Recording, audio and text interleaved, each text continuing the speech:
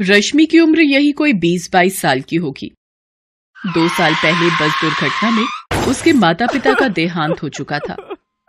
उसका इस दुनिया में अपना कहने वाला कोई भी नहीं था। रश्मि को पढ़ने का बहुत शौक था। उसके पिता उसे कलेक्टर बनाना चाहते थे। उन्होंने रश्मि की पढ़ाई में कोई कसर नहीं छोड़ी। मगर उनकी अचानक हुई मौत से जैसे रश्मि के सारे सपने बिखरने लगे। घर में जो कुछ भी जमा पूंजी बची थी, उससे रश्मि ने किसी तरह अपने कॉलेज की पढ़ाई पूरी की। उसके मन में अभी भी कलेक्टर बनने का सपना फल फूल रहा था। मगर पैसे की समस्या मुंह बाए खड़ी थी। पर रश्मि ने भी हार नहीं मानी। अपनी कलेक्टर की पढ़ाई जारी रखने के लिए उसने एक घर में खाना बनाने और बर्तन मांजने की नौकरी कर ली। जब उसके दोस्तों ने कहा, अरे रश्मि, तू पढ़ी लिखी ग्रेजुएट होकर अब बर्तन मांजने और खाना बनाने का काम करेगी? कोई भी काम छोटा या बड़ा नहीं होता, और फिर ये काम मैं अपना जीवन गुजारने के लिए नहीं, बल्कि अपने सपने को पूरा करने के लिए कर रही हूं। फिर रश्मि ने काम शुरू कर दिया।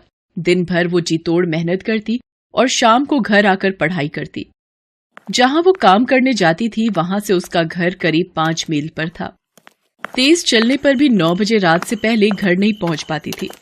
रात को लालटेन के सामने थकी हारी पढ़ने बैठती और ना जाने कब सो जाती, उसे पता ही नहीं चलता। उस पर इतना जी तोड़ काम करने के बाद भी उसकी कमाई इतनी नहीं हो पाती थी कि वो तैयारी के लिए सारी किताबें खरीद पाती। कोचिंग करना तो दूर की बात थी। फिर भी रश्मि हिम्मत नहीं हार रही थी।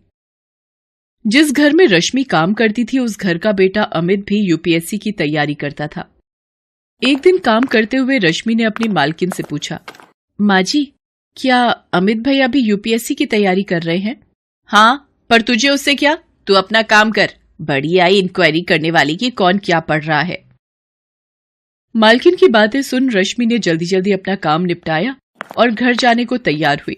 तब मालकिन ने कहा, कल जरा जल्दी आना, कुछ मेहमान आने वाले हैं घर पर, उनका खाना बनाना है। तेरे जो एक्स्ट्रा पैसे लगेंगे मैं दे दूंगी। माँ जी, मुझे पैसे नहीं चाहिए। अगर अमित भैया की पुरानी यूपीएससी की किताबें मुझे मिल जाए तो बड़ी मेहरबानी होगी। तभी अमित वहां आ जाता है। रश्मि की आखिरी बात उसके कानों में पड़ जाती है। वो उसका मजाक उड़ाते हुए कहता है, अच्छा, तो तू कलेक्टर बनेगी हैं? अरे औकात में रह अपनी। तुझे पता भी है कि यूपीएससी क्या चीज है? अच्छे अच्छों को नानी याद आ जाती, नानी। तेरे जैसे लोग कलेक्टर बनने लगे तो हो गया देश का उद्धार। अमित की बात पर उसकी मां भी जोर से हंस पड़ी। रश्मि दुखी मन से वहां से निकल पड़ी। इस बात ने उसे थोड़ा दुखी तो किया, मगर उसके हौसले को तोड़ नहीं पाई। चाहे कितना भी मजाक उड़ा ले मेरा, मैं तो अपने सपने को पूरा करके ही दम लूंगी। आज से मैं 10-10 घंटे पढ़ूंगी। अब चैन से उसी दिन सोऊंगी जब मेरा सपना पूरा हो जाए, और अगर मैं इस सपने को पूरा करने के लिए मर भी गई तो वही सही। रश्मि ने ठान तो लिया, मगर किताबों की समस्या अभी भी हल नहीं हुई थी। अगले दिन वो फिर काम पर गई। वहां उसने सारे मेहमानों का खाना बनाया, और जब सब मेहमान खा पी कर चले गए, तब वो मालकिन के पास गई और बोली, माँ जी, सारा काम हो गया। आपने कहा था कि आप कुछ एक्स्ट्रा पैसे देंगी। अगर कुछ पैसे मिल जाएं तो मैं उनसे किताब खरीद लूंगी।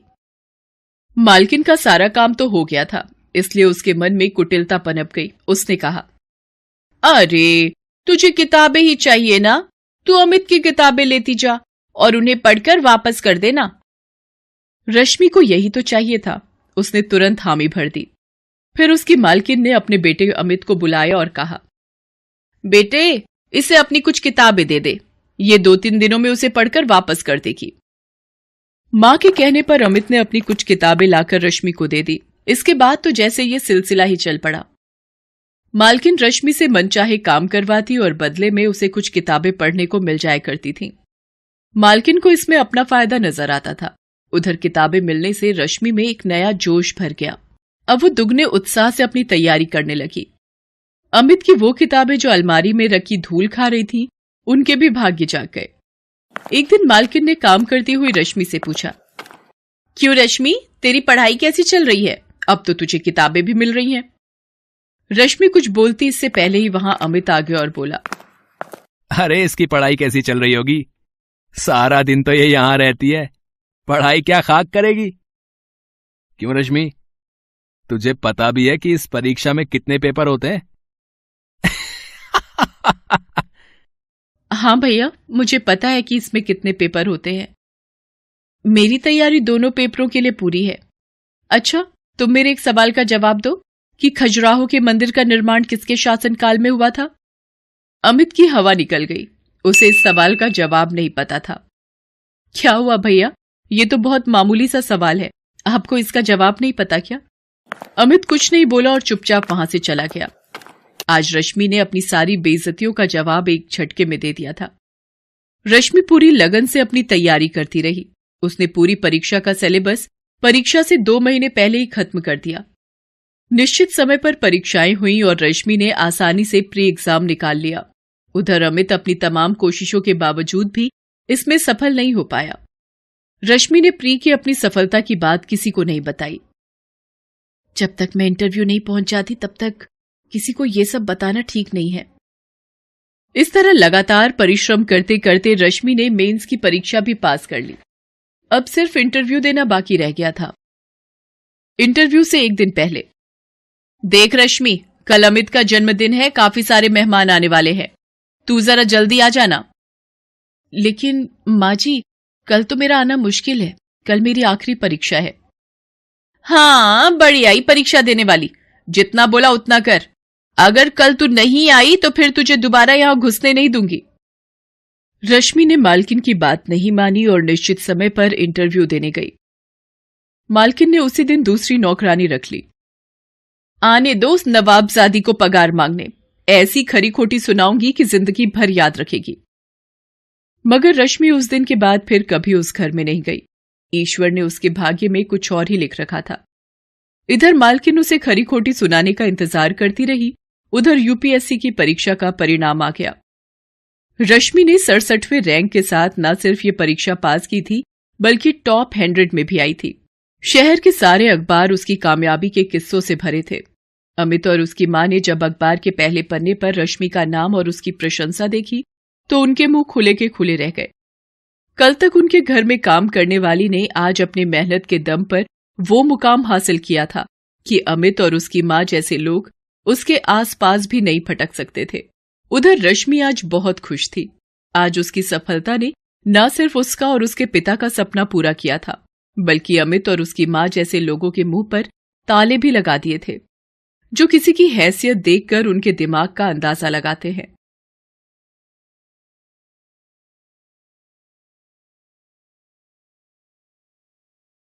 ये कहानी है दीपलाल की। 3 साल पहले वो अपने परिवार के साथ गांव छोड़कर शहर आ गया था। उसके परिवार में उसकी पत्नी कमला और 6 साल की बेटी मीना थी। दीपलाल एक ठेकेदार के नीचे काम करता था और बस स्टैंड के पास ठंडे पानी का ठेला लगाया करता था। ठंडा पानी, ठंडा पानी, ठंडा पानी, गर्मी को दूर भगा लो, ठंडे पानी से अपनी प्यास बुझा लो। 2 रुपए, 2 रुपए, 2 रुपए, सिर्फ 2 रुपए। चिलचिलाती गर्मी है, सड़कें लगभग सुनसान हैं। इक्का दुक्का लोग ही आ जा रहे हैं। 1-2 ग्राहक भी उसकी दुकान में पानी पीने आते हैं और पानी पीकर चले जाते हैं। लेकिन दीपलाल अपनी आवाज लगाना नहीं छोड़ता। थोड़ी देर में एक हाथ रिक्शे वाला जिसका नाम जगन है, वो उसके पास आता है और अपना पसीना पोंछते हुए कहता है, अरे दीपलाल, फटाफट ठंडा पानी पिला दे यार भाई। ये ले जगन, ये ले। काम बहुत मंदा है दीपलाल। इस कोरोना बीमारी के कारण लोग बहुत कम नजर आ रहे हैं भाई। बहुत बुरा हाल है जगन भैया। सुबह से मात्र 20 रुपए कमाए हैं। कुछ समझ नहीं आ रहा, ऐसे में घर कैसे चलेगा। सुनना, कुछ पैसे उधार देना यार, अगले महीने लौटा दूंगा। अरे सबका बुरा हाल है दीपलाल। मेरे पास ये देख, मात्र 50 रुपए है। इसी में दाल और चावल खरीद कर ले जाना है। मैं तो सुन रहा हूं कि फिर से लॉकडाउन लगने वाला है। अरे शुभ शुभ बोल यार, ऐसा हुआ तो सड़क पर आ जाएगा मेरा पूरा परिवार। तभी एक ग्राहक उसकी दुकान पर आया। वो मोबाइल से बातें करते हुए दीपलाल से पानी मांगता है और वो फोन पर बातें करने लगता है। अरे तुम भी कमाल करती हो, टीवी नहीं देखा क्या? 2 दिन बाद फिर से लॉकडाउन लग जाएगा। तुम सारे जरूरी सामान की लिस्ट भेज दो, मैं शाम को सब लेता आऊंगा। दीपलाल ने जैसे ही ग्राहक के मुंह से लॉकडाउन की बात सुनी, उसका कलेजा मुंह को आ गया। ना तो घर में 2 दिन से अधिक का राशन था और ना ही इतने पैसे थे कि वो कुछ दिनों का राशन खरीद ले। शाम को जब वो घर लौटा तो उसने अपनी पत्नी से ये बात बताई। लॉकडाउन की बात सुनकर उसका चेहरा भी उतर गया। हे भगवान, फिर से लॉकडाउन, अब क्या करेंगे हम लोग? मेरी कुछ समझ में नहीं आ रहा कमला। हम गरीबों की भगवान वैसे ही हमेशा परीक्षा लेते रहते हैं। इस बीमारी ने तो लगता है हम गरीबों को भूखे मारने का सोच लिया है। रात को सोते वक्त दीपलाल फिर से अपनी पत्नी से बातें करता है।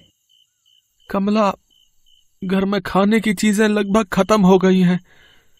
लॉकडाउन के बाद तो काम भी ठप ही हो जाएगा।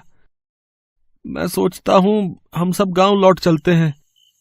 कम से कम वहां रिश्तेदार हैं, अपने जानने वाले लोग हैं, वो कुछ ना कुछ मदद तो करेंगे ही। और वैसे भी यहाँ भूखे मरने से अच्छा है कि अपने गांव में अपनों के बीच जाकर रहें। और अगर किस्मत में मौत ही लिखी होगी तो अपनों के बीच अपनी मिट्टी में जाकर मरेंगे। लेकिन जाएंगे कैसे?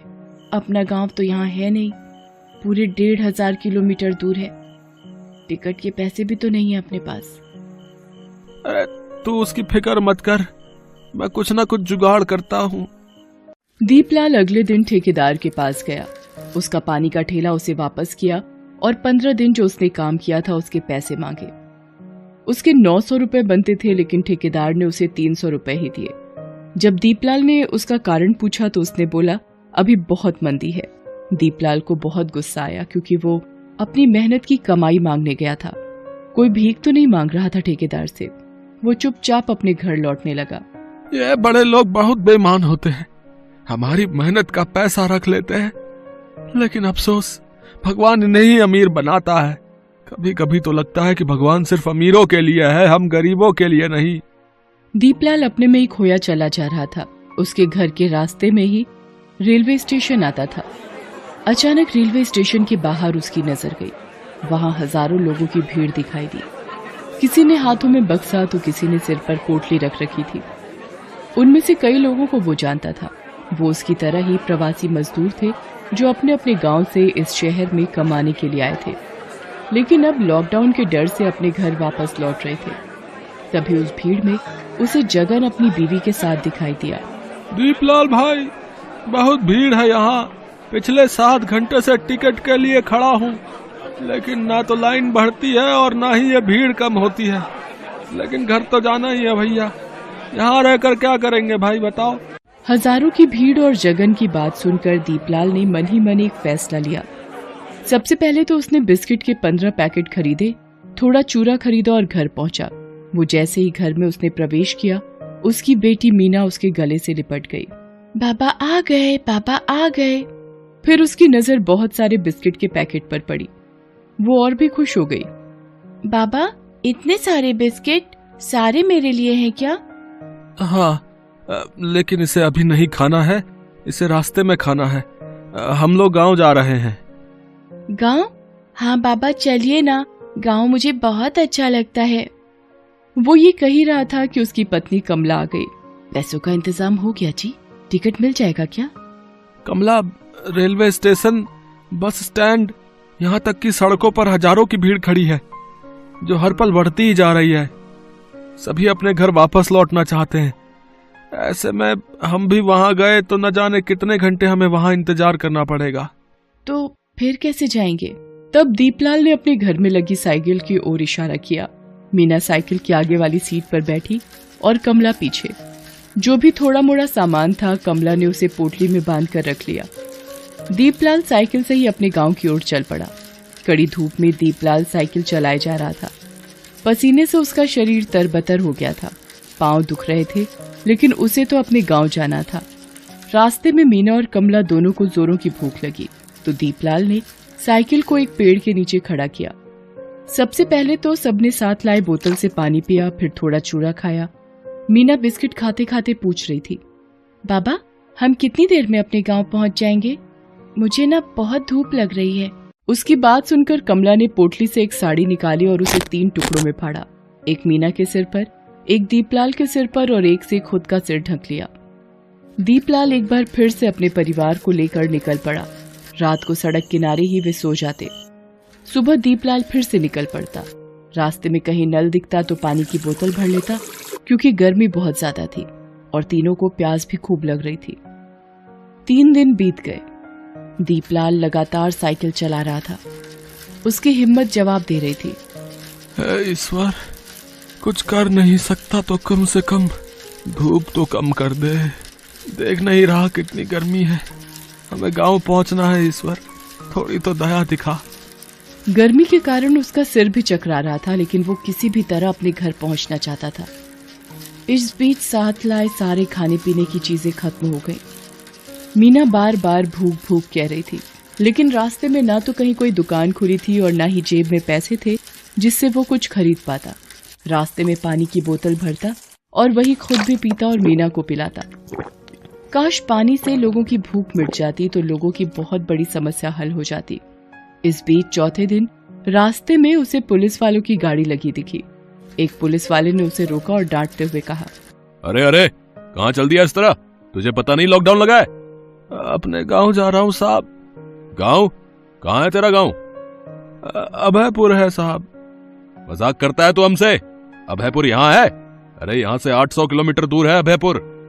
साहब, बस ट्रेन सभी जगह बहुत भीड़ है, पैसे भी जेब में ना के बराबर है, तो क्या करता साहब, इसलिए साइकिल से ही अपने गांव जाने के लिए निकल पड़ा। पुलिस वाले को उसकी बात पर अब भी विश्वास नहीं हुआ और उसने गुस्से में आकर उसे एक डंडा मार दिया। वो दूसरा डंडा मारने वाला था कि उसने देखा कि कोई उसके पैर पकड़कर बैठा है। वो मीना थी। साहब, मेरे पापा को मत मारिए ना, वो झूठ नहीं बोल रहे हैं। हम अपने गांव ही जा रहे हैं। पिछले 4 दिनों से वो लगातार साइकिल चला रहे हैं। वो बहुत थक गए हैं। भगवान के लिए उन्हें मत मारिए ना। ये कहकर मीना बेहोश हो गई। लगातार भूखे रहने और गर्मी के कारण उसका ये हाल हुआ था। पुलिस वाले को मीना की यह हालत देखकर उस पर दया आ गई। पहले तो पानी के छींटे से उसे जगाया, फिर पूरे परिवार को पुलिस वालों ने भरपेट खाना खिलाया। साहब, आप लोगों का एहसान मैं जिंदगी भर नहीं भूल पाऊंगा। भूखे को खाना खिलाने से बड़ा पुण्य और क्या हो सकता है साहब। लेकिन अब हमें इजाजत दीजिए, हमें अपने गांव पहुंचना है। जरूर इजाजत देंगे, लेकिन अब तुम लोग साइकिल से अपने गांव नहीं जाओगे। हमारे साहब ने तुम लोगों के लिए एक गाड़ी की व्यवस्था कर दी है, तुम लोग उसी से जाओगे, ठीक है? ये सुनकर दीपलाल और कमला फूट फूट कर रोने लगे। मीना की भी आंखों में आंसू थे। अगले दिन वे अपने गांव पहुंच गए। गांव के पेड़, वहां की मिट्टी, वहां की हवा, सबने उनका स्वागत ऐसे किया जैसे कोई बिछड़ा हुआ फिर से वापस लौट आया हो। दीपलाल ने अब कभी भी गांव से बाहर ना जाने का सोचा। वो वहीं सब्जियां उगाने लगा। कमला भी उसकी मदद करती। वे सभी अपने गांव वापस आकर बहुत खुश थे।